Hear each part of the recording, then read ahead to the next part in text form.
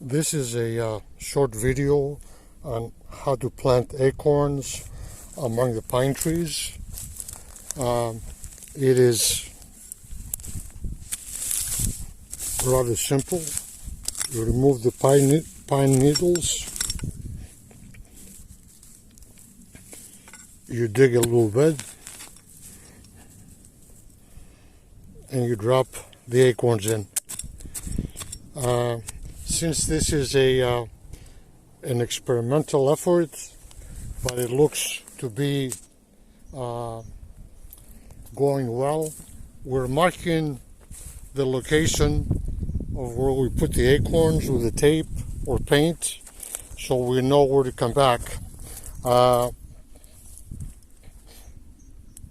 oak trees are the only tree that I know that can survive among pine trees.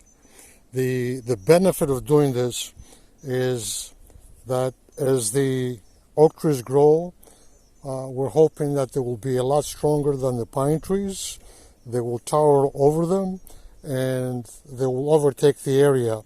Or in case of a fire, the oak trees survive the fire. Or in case of a disease of the pine trees, we're left with the oak trees.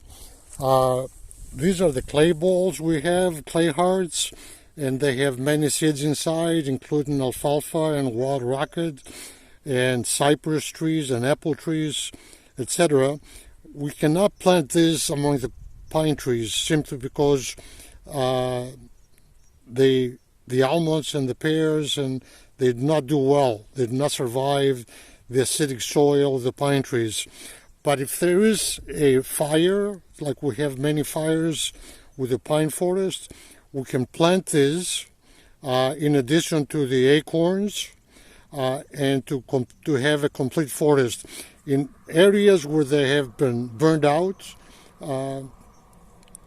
it's important to have not just oak trees, but a large variety of other trees, including edible trees. Walnuts and apple trees provide food for wildlife and for humans.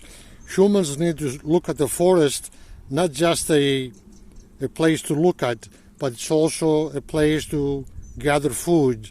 That way we're all going to take care of them in the future. It's important to reiterate that once the acorns or the seed balls are placed in the ground, they don't need to be watered. We don't water them. We don't do anything to them. The advantages of doing things this way is that for every tree planted by conventional means, which means digging a hole and planting a tree and then watering all summer long, we can put in the ground 50 to 100 of the acorns or these seed balls. That's a big, huge advantage. Planting trees one at a time will never be able to make a meaningful impact.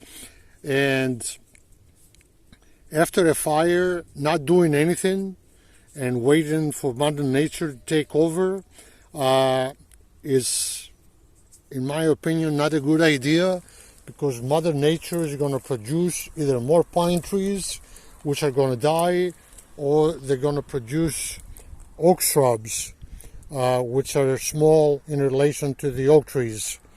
That is it. I hope this is helpful to someone.